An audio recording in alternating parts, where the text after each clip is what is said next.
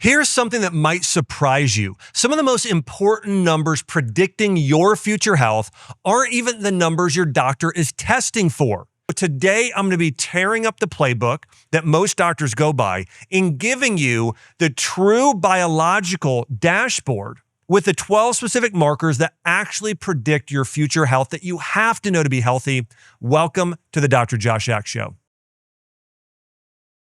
Before we dive into the full episode, I want to encourage you to subscribe so you don't miss a thing in the future. By the way, we've got so many incredible new guests coming on.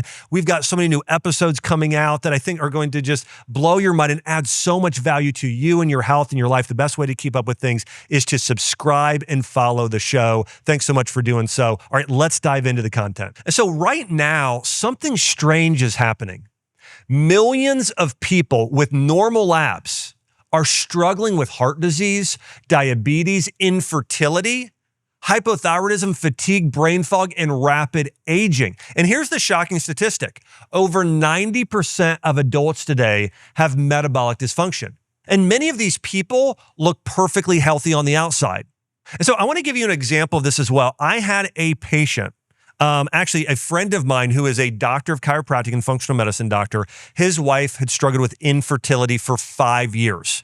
She had gone and got multiple things of blood work done every single 6 months, and her lab work was still completely normal. All of it completely normal, yet infertility for 5 years.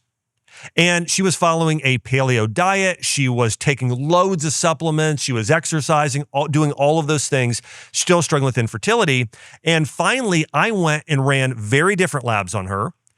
And I started to discover she had certain vitamin mineral deficiencies. Here's another thing. She was under consuming carbs. She was going paleo, eating all of these almonds and nuts and protein. She was getting almost no carbs. And so it was negatively affecting her thyroid and some of her hormones. Well, I changed her diet, dialed in those nutrients she was deficient in on her blood work, and everything changed. 6 months later, was pregnant.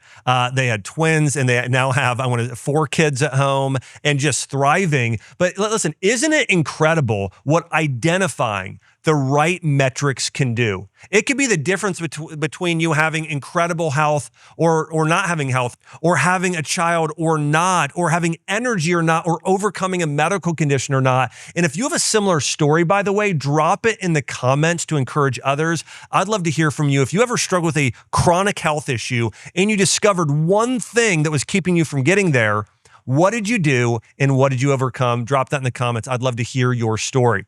So the moral of the story isn't I got blood work done or I think I'm healthy. The real question is, am I measuring for the right things? And when you track the wrong metrics, diseases can develop quietly for years before anything shows up on a routine blood test. I mean, this happens constantly with people with heart issues. Like they're constantly looking at cholesterol. What's my overall cholesterol? What's my LDL? We should be focused on other things like high sensitivity C-reactive protein and focusing on reducing inflammation. And we should be focused on oxidative stress and mitochondrial health and nitric oxide levels. There are so many other things you should be looking for. So if you're looking at the wrong metrics for your health, you're focused on TSH and T4 thyroid hormone. If those are the things you're focused on, it's typically going to negatively impact your health. So what I'm going to do right now is dive into the 12 numbers that predict longevity, metabolic health, cardiovascular with hormonal health, and biological aging. And we want to focus on these as 3 systems: your metabolic energy, your cardiovascular flow, and your cellular aging. So let's first dive into metabolic energy. We're starting with a number most doctors rarely check, but it's one of the earliest warning signs of metabolic dysfunction. It's fasting insulin. The optimal range is 2 to 5 micro-international units per milliliter. And here's why this matters, by the way, fasting insulin. Fasting insulin is one of the earliest indicators of metabolic dysfunction. So often rising years before blood glucose becomes completely abnormal. And glucose reflects your current state, whereas insulin reveals where your metabolism is heading. So this is sort of like the early warning sign of knowing that your blood sugar is creeping up. That pre-diabetic state is rising fast, and fasting insulin is your best test. Elevated insulin, by the way, according to multiple clinical studies, is strongly associated with fatty liver, weight gain, type 2 diabetes, and cognitive decline like Alzheimer's disease. And over 80 million Americans are estimated to have insulin resistance, many with completely normal glucose levels. So if you want to proactively prevent metabolic disease, weight gain, fatigue, and accelerated aging, ask your doctor or provider to include fasting insulin in your routine labs. Number 2, blood sugar control. This is really looking at glucose plus your A1C levels, right? A1C. Over 100 million Americans, 1 in 3, have prediabetes. Blood sugar is not only about diabetes, it's a cornerstone of metabolic health, influencing your brain, your hormones, your aging. Remember this as well, by the way, when I use the word insulin, insulin is a hormone. And when insulin gets knocked off, it will impact estrogen and testosterone and thyroid hormone and all these other hormones. So when glucose is unstable, it drives, by the way, it also drives, it damages your blood vessels, right? So I mentioned this earlier with heart disease. Most of the time we're running and looking at, hey, what are my cholesterol levels, right? In terms of my heart health. Your A1C levels, knowing your glucose is, in my opinion, much more important than knowing your overall cholesterol levels, right? Because we need to focus on lowering blood glucose and A1C. And if these, like, let me say this, your fasting insulin is where you're at now and kind of where, it's looking at where you're heading. Those A1C levels are looking at more of a long-term picture of what your insulin levels have been, right? And this is really tied to insulin resistance, fat accumulation, inflammation. And if you have these elevated levels, typically you're going to have energy crashes, right? So if you're feeling like your energy is up and down all the time, there's definitely most likely an insulin issue. You've got also the brain fog, food cravings, oxidative stress, like your joints and your body feel like they're aging faster than they should. That's a problem. Now, here's the optimal range of your A1C. If you've ever had your A1C level tested, you should be between 4.8 and 5.3. That is ideal. And if you're above that mark, right, creeping up 5.6 and you're getting higher, those are major issues with your blood sugar. And by the way, there's great value at looking at some of these lab tests together. Like one of the things that I do in my practice is we look at all these different lab units together. So like at the longevity clinic in the Health Institute, like if I'm looking at numbers and looking at blood work, I'm looking at, okay, what's the person's fasting glucose?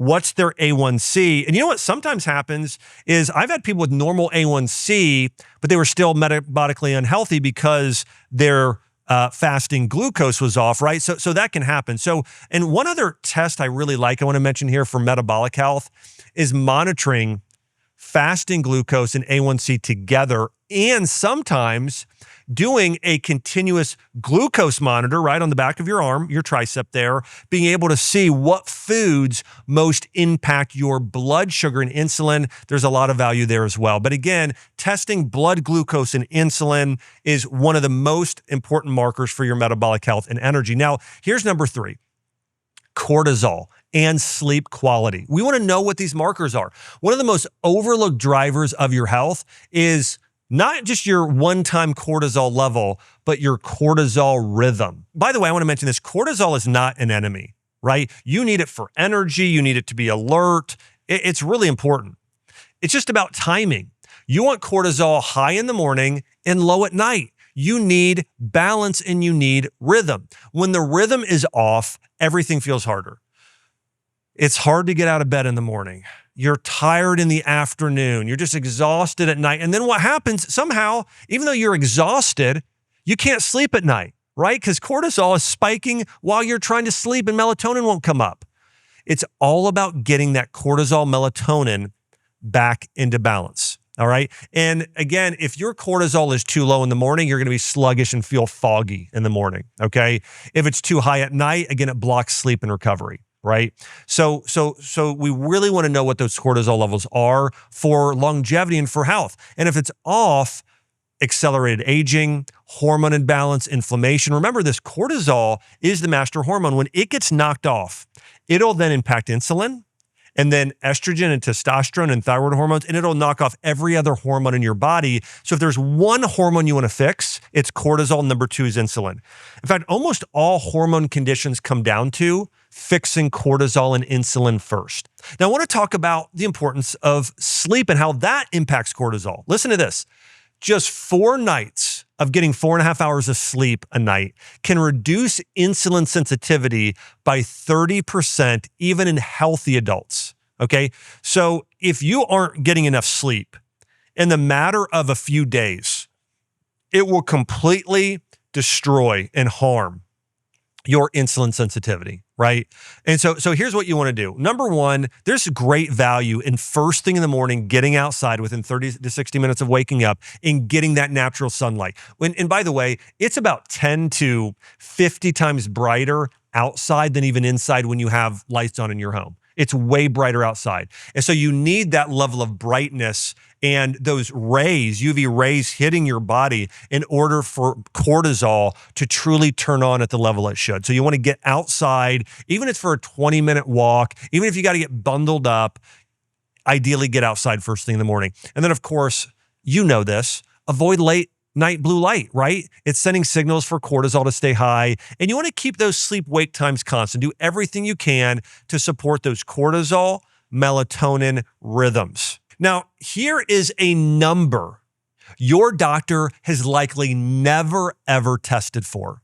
And it is your waist to height ratio, or body fat percentage is secondary, but not even as important as your waist to height ratio. Knowing where your body fat is being stored matters more than your weight, much more than your weight. So a lot of you are testing, hey, how much do I weigh?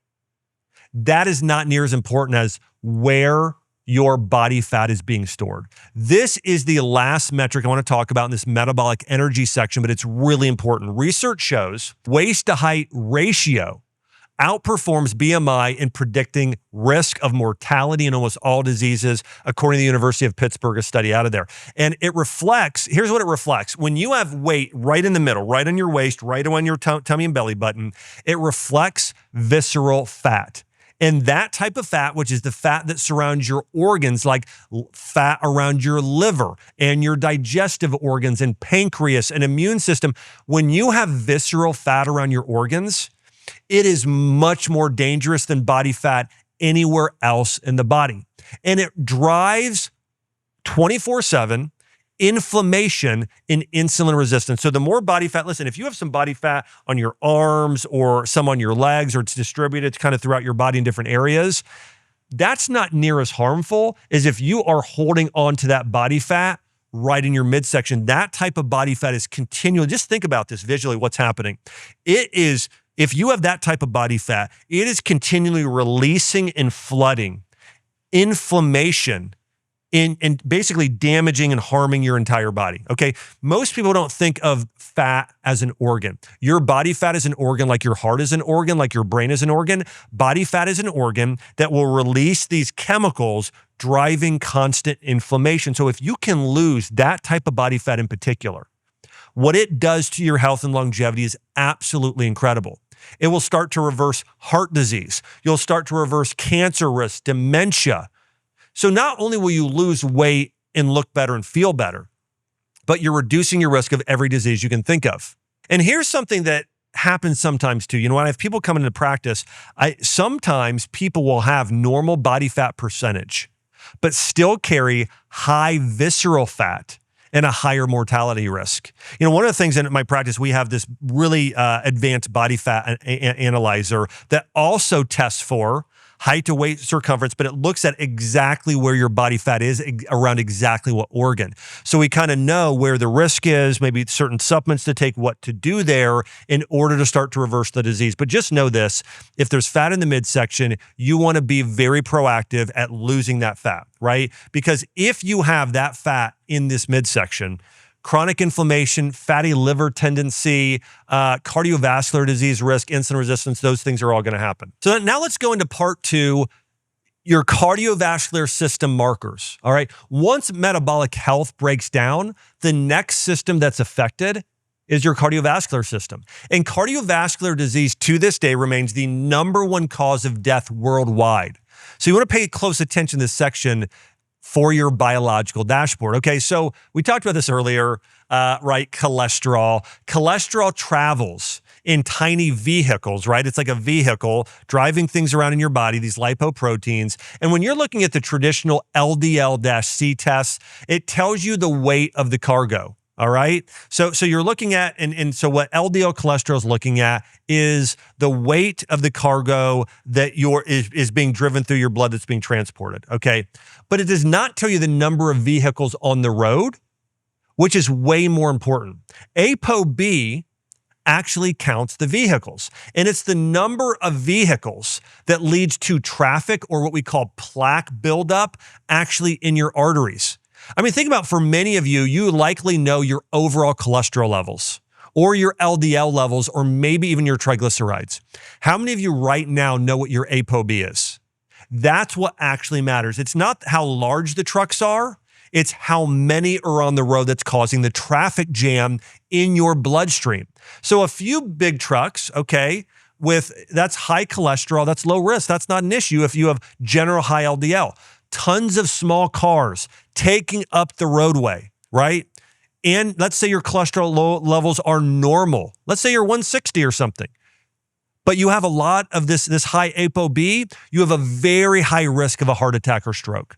ApoB outperforms traditional LDL in predicting heart disease, according to the American Heart Association now, because heart disease is driven by particle damage, not cholesterol alone. Remember, cholesterol, it's your body's repair substance. If you got a hole in your wall and you need to plaster up that area to cover the hole, that's what cholesterol is. Your body is laying it down to heal itself. By the way, cholesterol, you have to have cholesterol for vitamin D synthesis. In fact, in order to make vitamin D, sunlight hits your skin.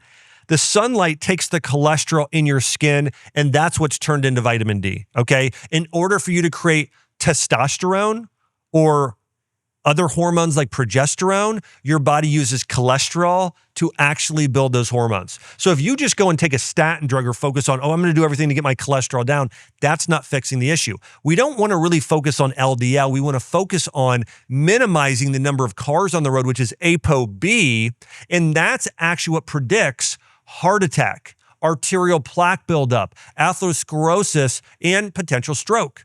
You can have normal cholesterol, but ApoB, and so you want to make sure that's what you're testing for if you want to keep your cardiovascular system healthy. Number 6 thing you want to test for longevity is blood pressure.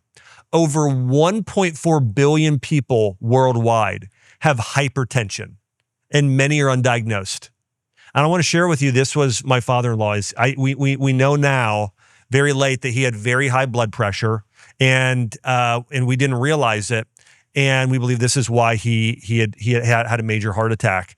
And then there were these other markers that we've talked about here that he had never been tested for. He's one of those people that he didn't want to go to the doctor, didn't like going to the doctor. And I understand that. Listen, most people do not like going to the doctor, but looking back, we wish we would have known those numbers.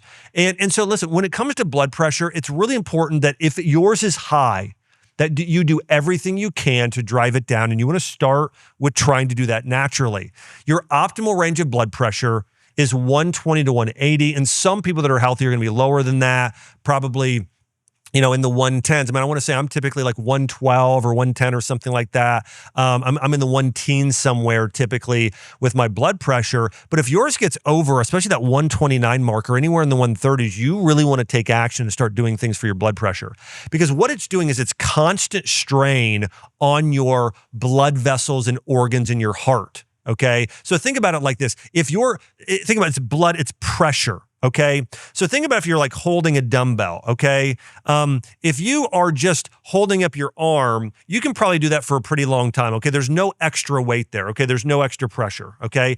But imagine now we put a 5-pound dumbbell in there. Okay. Let's say that's now your blood pressure is 125, and then a 10-pound. And then let's say we put 30 pounds on there and your blood pressure is consistently at 150 or 160. Over time, it just can't handle it. And then your arteries they give out. There's strain there. Your body tries to lay down more cholesterol to fix it, and then there's hardening of the arteries there because there's inflammation. My point is this, is that blood pressure, how much pressure is building up on your organs over time, it's a major driver of, by the way, not only heart disease, but that heart disease, that blood pressure is a driver of kidney disease, brain issues, and it often rises silently.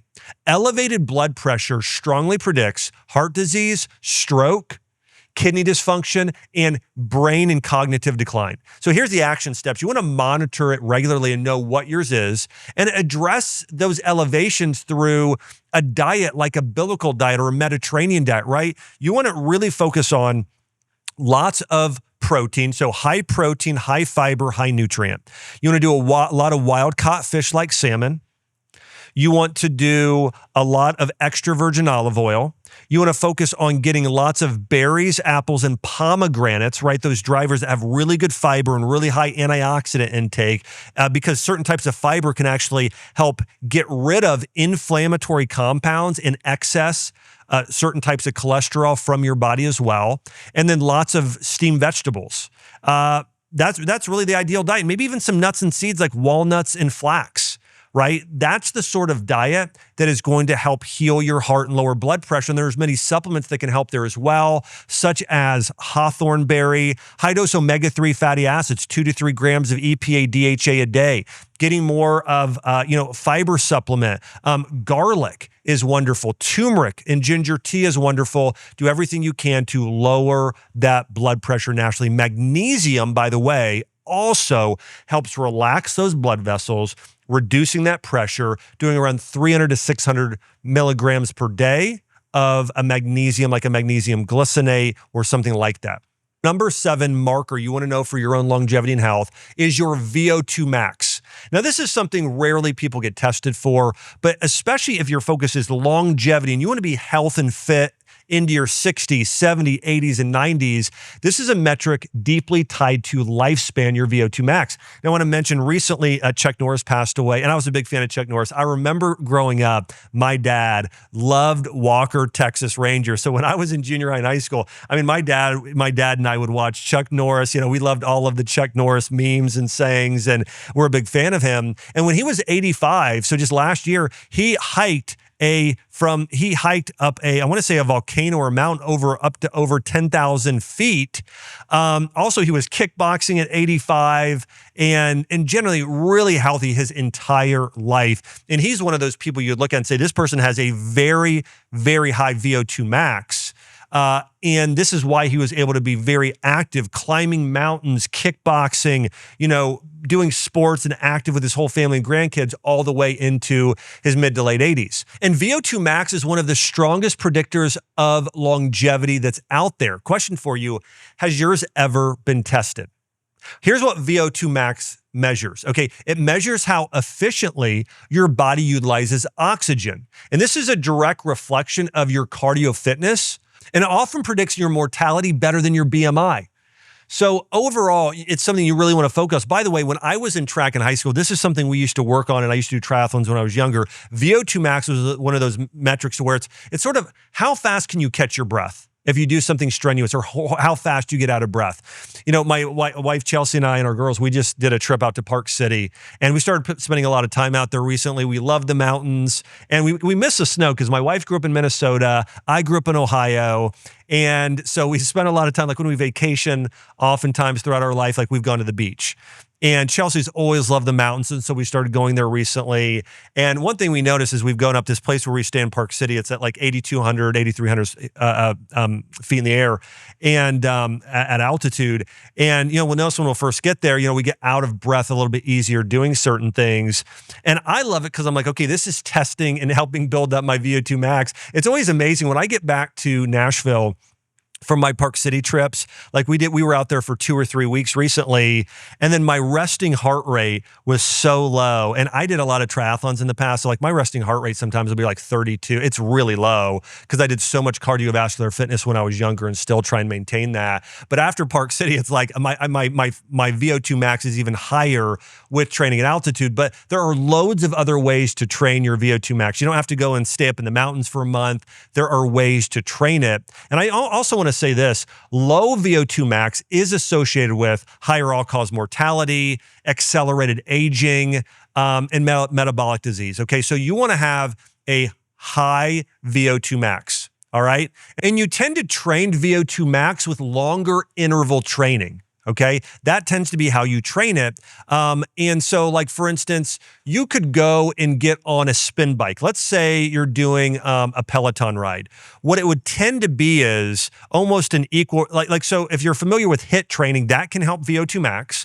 So going hard for 30 seconds, easy for 30 seconds. But VO2 max training tends to be a little bit more going hard for 2 to 3 minutes and then easy for 2 to 3 minutes. It's typically more in that range of a little bit longer interval training tends to be what optimizes your VO2 max. Okay, but it's longer interval training and then combining that with walking uphill or where you're you can still talk, but you're slightly out of breath. That can actually help VO2 max. So think about this. If I want to test my VO2 max, I'm going to go on a brisk walk where I can still talk, but I am getting somewhat out of breath, okay, and doing hills while walking. That's a good VO2 max if that's sort of the level you're at. Again, interval training on a Peloton or swimming, that's really great for your VO2 max. Strength movement, right? Doing things where you're doing supersets and you're kind of doing more full body and getting a little out of breath in the gym, that's also good for VO2 max. So VO2 max is important. Listen to this statistic.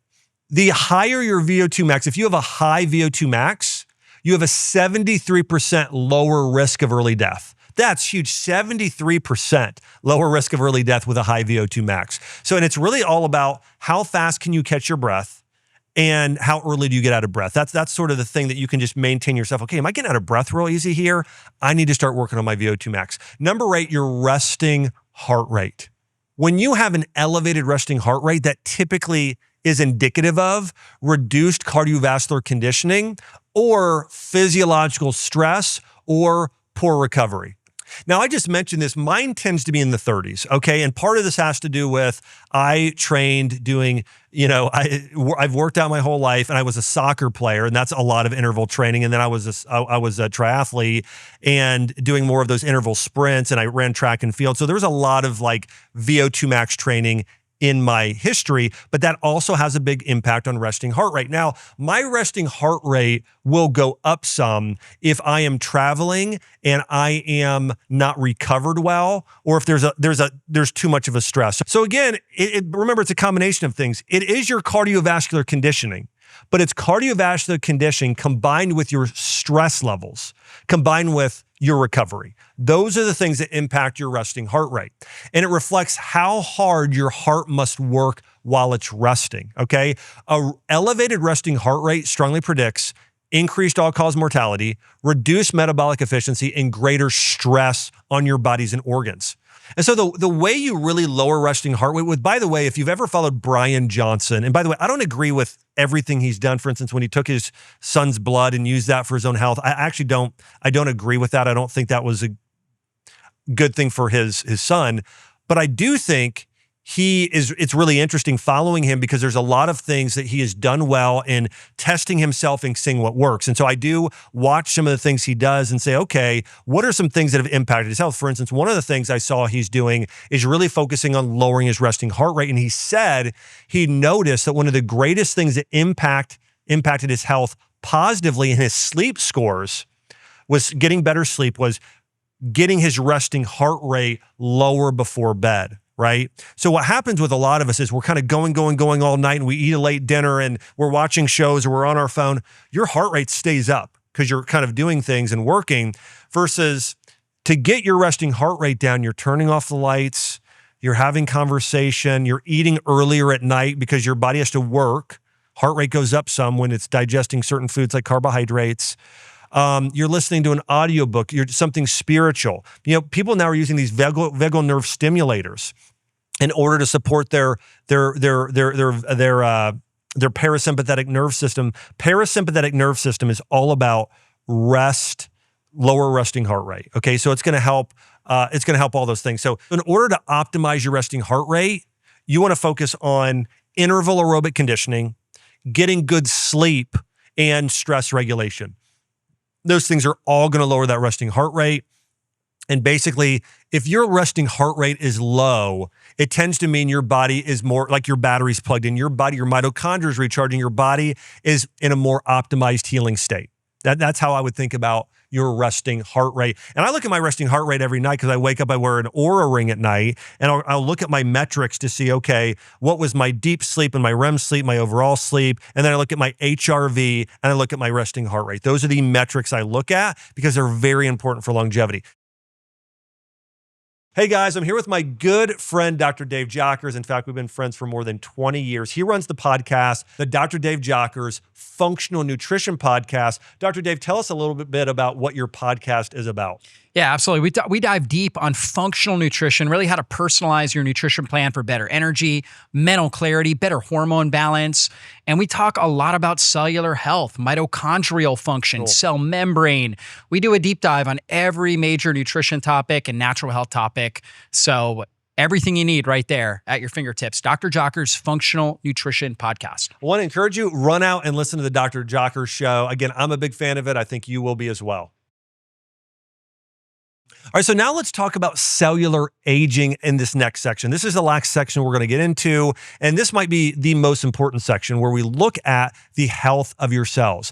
And the markers, now this isn't one marker, but it's getting a blood test done where you're looking at all of your vitamin and mineral deficiencies and also looking at things like mitochondrial function, okay? That's what we want to look at. And so you can get tested for your levels of magnesium and zinc and B vitamins and selenium. And if you have any one of those that's very low for a long period of time, it's going to negatively impact organ function and your cellular health. You know, I myself have noticed this, that if I'm ever deficient in a single nutrient on a blood panel and I start to supplement with it, I will notice a big difference. I mean, vitamin D is one example of that. Like, do you know your vitamin D levels and your magnesium levels?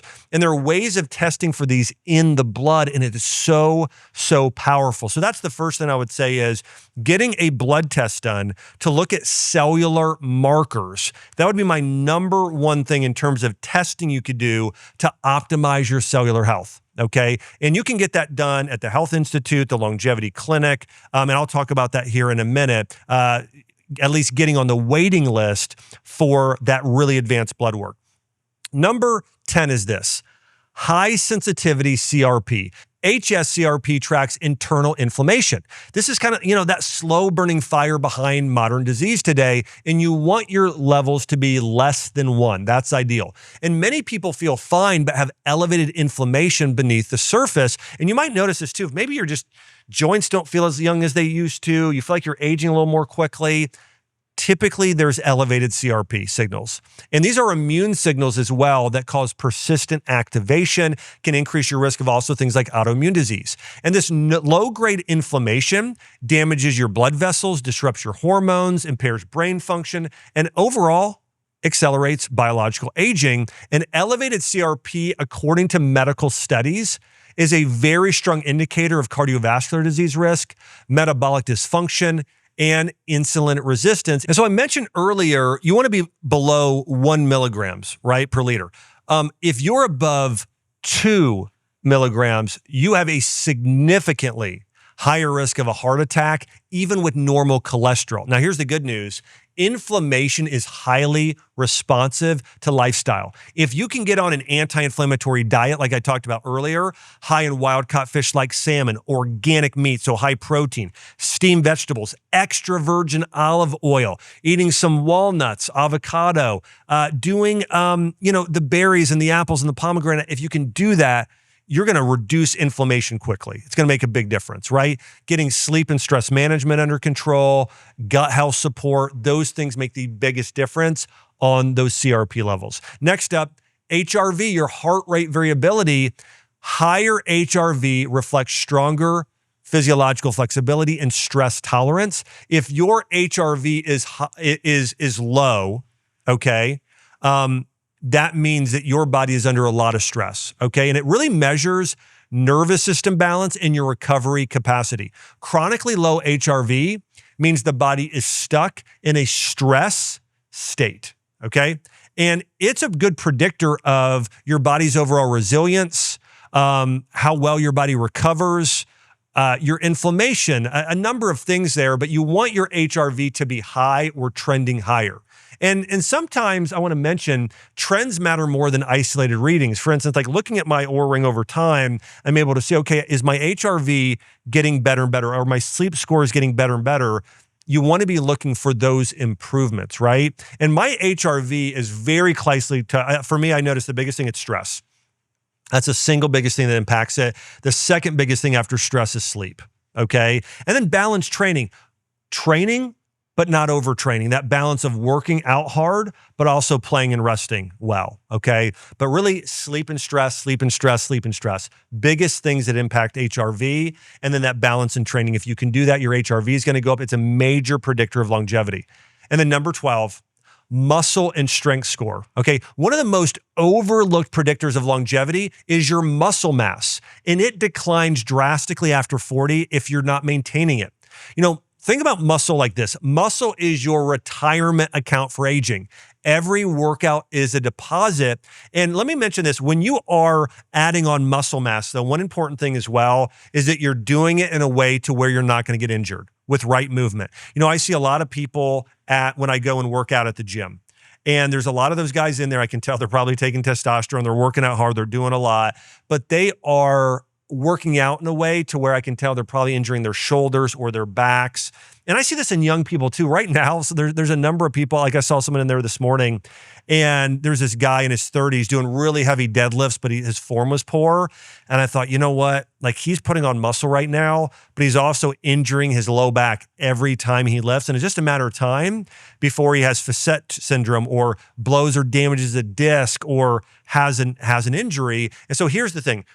You want to put on muscle while at the same time doing it with correct form to where you're not causing any damage to your joints or muscles, okay?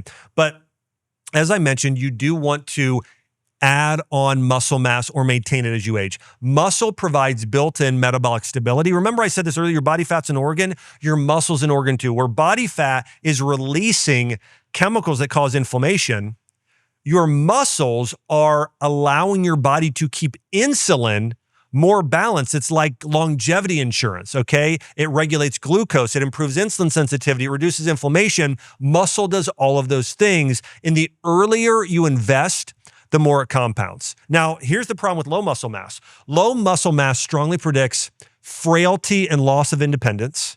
Okay, and we see this a lot, especially women. I see this, like they get into their 70s or 80s and they become so frail that impacts their longevity and their overall life quality, right? So women just as important or more important than men, that you're doing things to build muscle mass.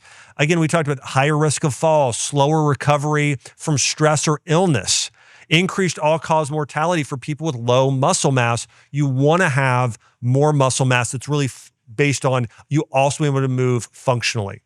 And it's not just muscle mass, it's also strength, right? You want to have more muscle mass, you want to have more strength. These are great predictors of health and longevity. And muscle, by the way, is highly adaptable at any age. Resistance training improves strength and bone density and metabolic health, no matter what age or gender you are. And so you want to engage in strength building.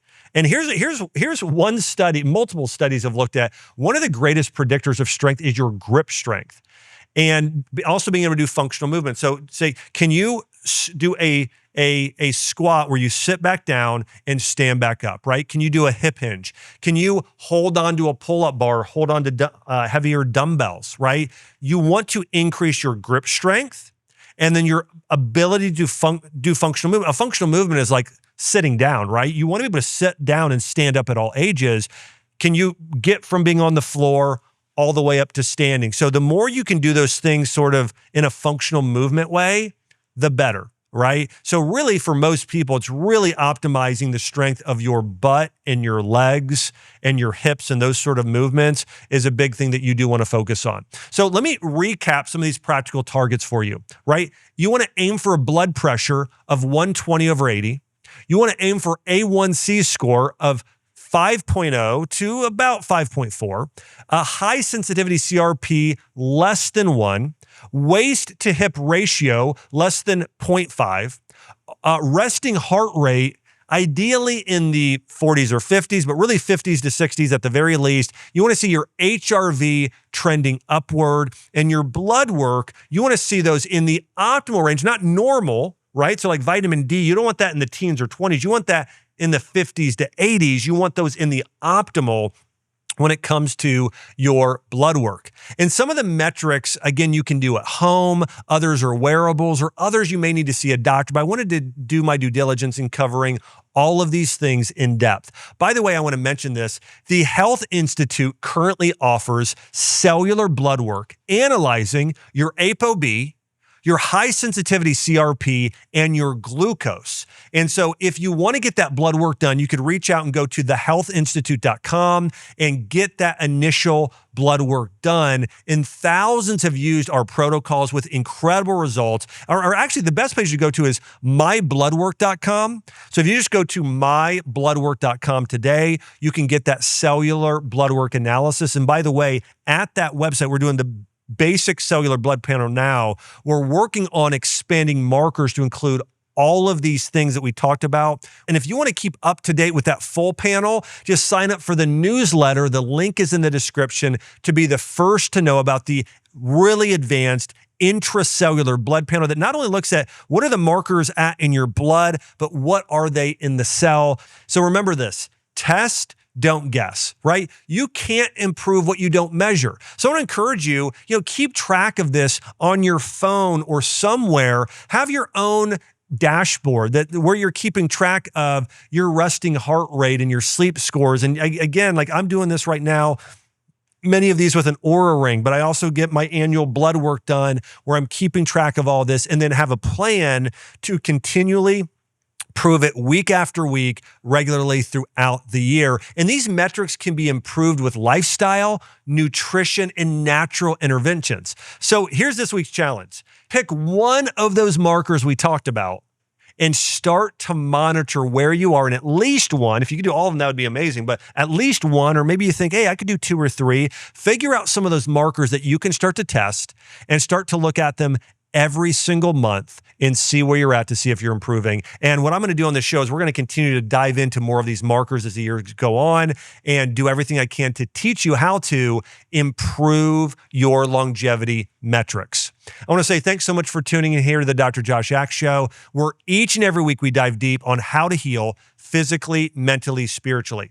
Now, I want to mention one of the greatest things you can do to support the show is subscribe. So thank you all of you that are subscribed, that are on mission with me, that are looking to change the health of the world, including your own health and your family's health. And I know that you subscribers are the most likely to do that. I know you are doing that. Thanks so much for that. Also, think about one person. Who's one person that needs to know this, who needs to know these metrics that you could share this with? I want to encourage you, send them a text, post on social, but let's share the truth of health and healing. And thank you all of you in advance who are willing to share. I can't wait to see you on the next episode.